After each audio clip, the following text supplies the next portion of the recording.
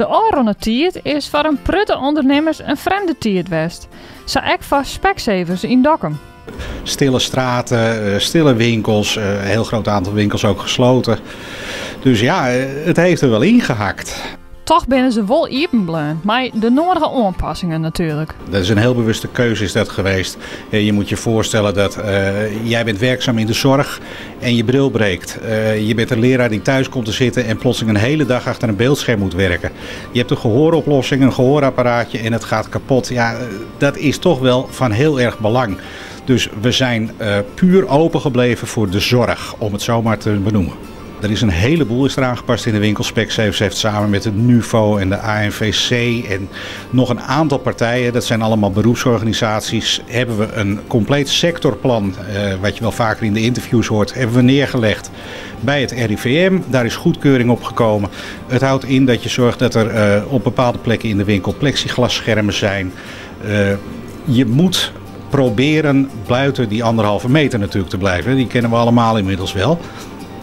Lukt dat echt niet, omdat je gewoon dichterbij de mensen moet komen, ja, dan hebben we persoonlijke beschermingsmiddelen om te gebruiken en op die manier kunnen we toch op een veilige manier werken.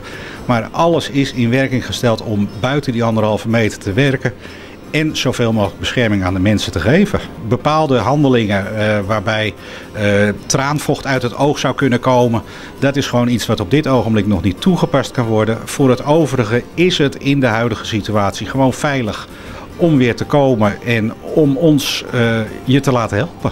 Daar zitten natuurlijk wel een paar haken en ogen zitten eraan. We zullen altijd, als je van tevoren een afspraak maakt via de telefoon of als je hier binnenkomt, zullen we even aan je gaan vragen van, goh, zijn er op dit ogenblik verkoudheidsklachten, hooikoortsklachten? Bent u snotterig? Bent u in contact geweest met iemand die hier last van heeft? En ja, dan vragen we toch om de afspraak uit te stellen tot het moment dat het weer helemaal veilig is. Is dat allemaal niet van toepassing, ja, dan ben je van harte welkom. Ook brillenpassen behoort tot de mogelijkheden. Het is natuurlijk wel wat anders dan dat we het in het verleden deden. In het verleden was het gewoon van, nou, pakt u maar een bril die u leuk vindt. Zet hem op en kijk, nee, is het hem niet, hangen we hem weer terug in het rek. Nou, dat is er even niet bij. Alle brillen worden meteen verzameld in een grote verzameldoos. En na afloop worden alle brillen ontsmet voordat ze weer teruggehangen worden in het rek. En wij lopen natuurlijk de hele dag handen te wassen en te ontsmetten. Op die manier is het gewoon prima te doen. We moeten er even aan wennen. Als we er eenmaal aan gewend zijn, dan gaat het goed. En veel plezier ermee. Ja. Tot ziens!